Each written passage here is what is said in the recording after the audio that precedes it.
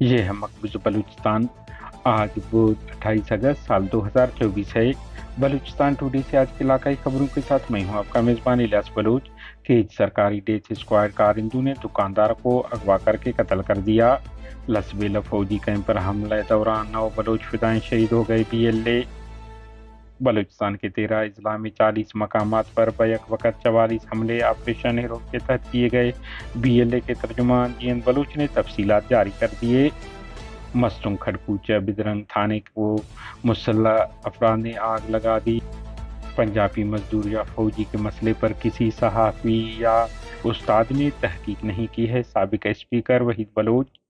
بلوچستان میں فائرنگ کے الگ الگ واقعات میں 6 افراد قتل۔